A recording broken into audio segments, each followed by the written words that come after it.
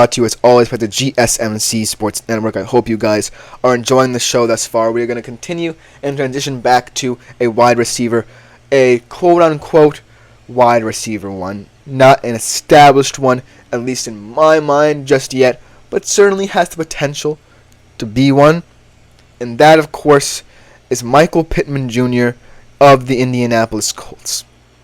And the reason I say semi-quasi wide receiver one is because Michael Pittman is similar to Puka Nacua, and he may be a little bit on the worst side of what Puka Nacua brings to the table. He's not necessarily savvy in one particular attribute that makes him stand out in the wide receiver fantasy market, and he's not exactly had consistency at the quarterback level either.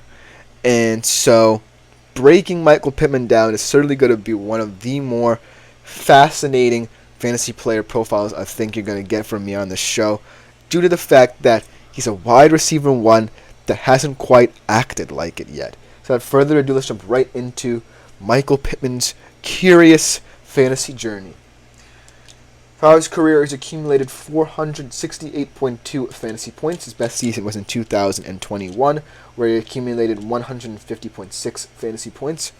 So, the stats from this past 3 years in terms of where he finished in terms of wide receiver fantasy projections tell the story of someone who has been inconsistent. In his first season, his rookie year, wide receiver 14. A lot of hopefulness surrounding that, a lot of optimism. Then wide receiver 21 and wide receiver 22 in the past couple of years. He was 23rd in yards per route run, 24th in first downs per route run. Hasn't had, this is a very important stat if you're a touchdown nerd and really covet your wide receivers in terms of the touchdowns they score. He hasn't had more than 6 receiving touchdowns over the last 3 years. Only scored 4 times last year despite being 4th in terms of red zone targets. That's a concerning kind of level. Furthermore, in PPR leagues, he wasn't much better, being the wide receiver 24.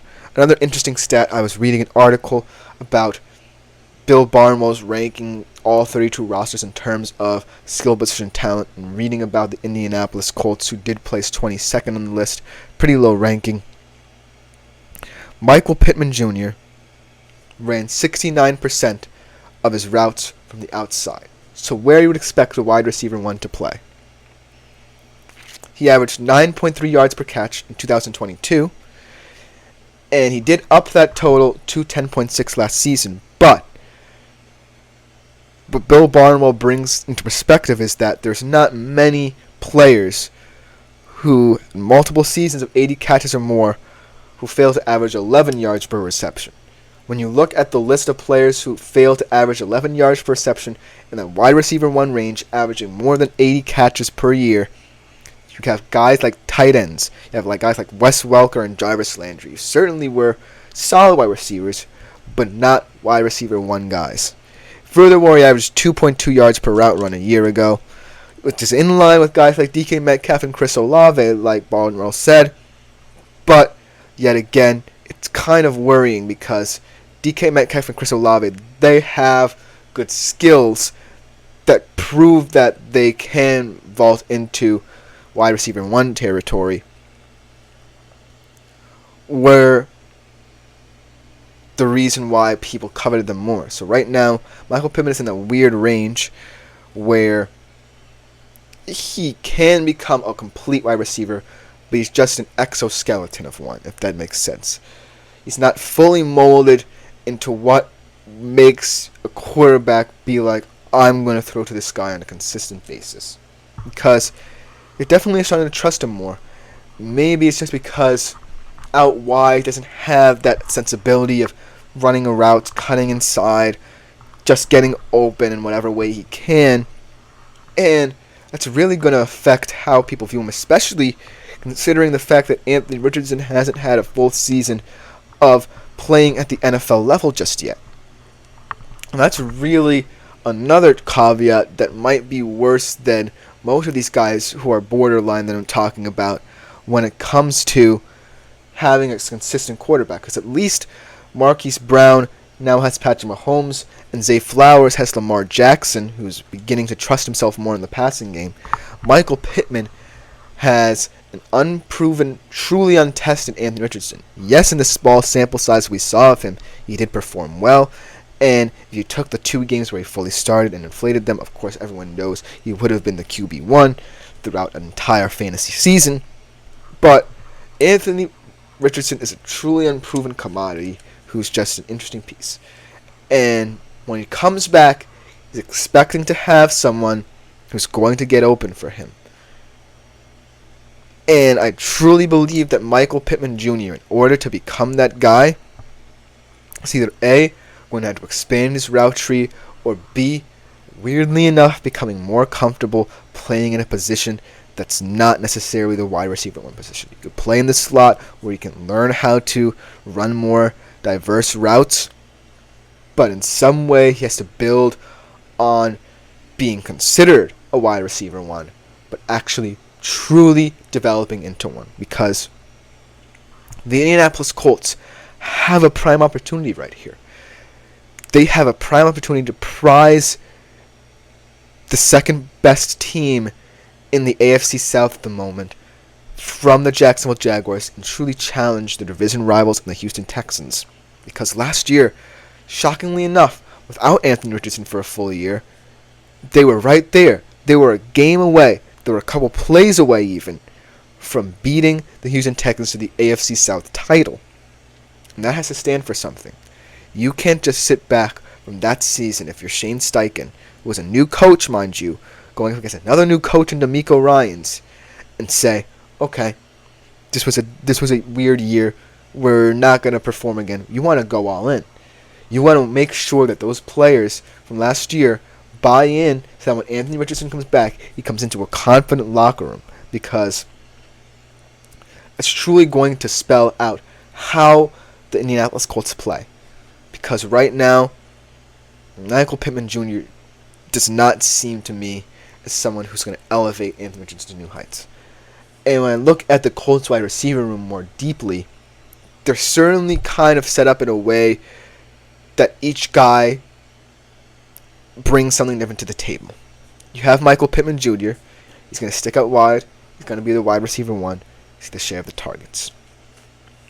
Then you have a guy in Josh Downs who's a solid slot receiver, but it's another one of those guys who's been very inconsistent. Then you have either Alec Pierce or Adonai Mitchell from Texas, who you just drafted, at the deep threat position.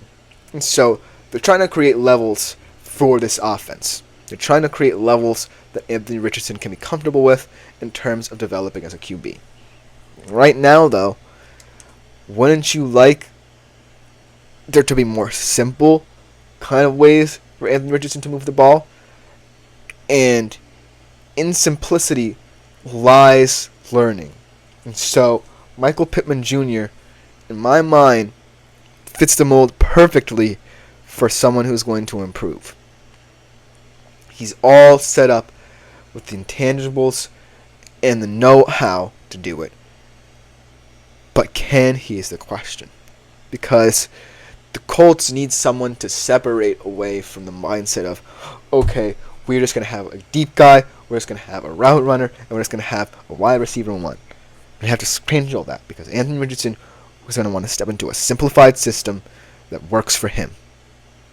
And it's going to be a question of whether or not the Colts are comfortable with realizing that Michael Pittman Jr. is more suited to be Puka Nacua than Michael Pittman Jr., if that makes sense. Because the beauties of Puka Nacua is just that he gets open. He makes himself available in whatever ways he can.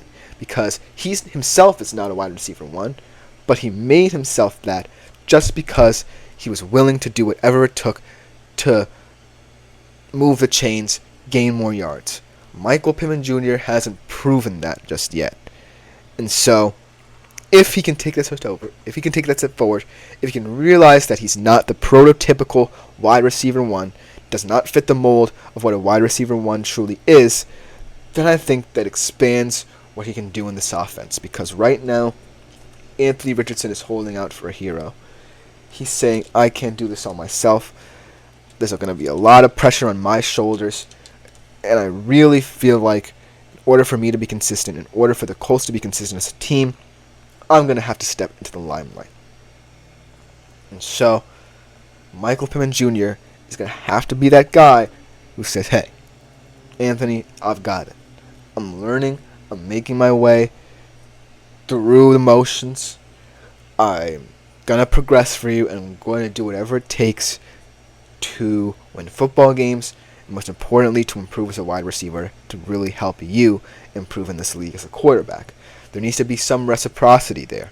There can't just be a rift between what the Colts consider to be their wide receiver one and their young, unproven quarterback. There needs to be an establishment of what Michael Pittman Jr. is going to do and what Anthony Richardson is going to do in order to make the Colts offense truly special. But let's just about do it for this segment. Coming up for our last segment, we switch from the wide receiver position to yet another tight end. A tight end who I truly believe can be in the tight end one conversation, but is always kind of sneakily going under the radar. We'll be right back to discuss him on the GSMC Fantasy Sports Podcast as our last segment for the day.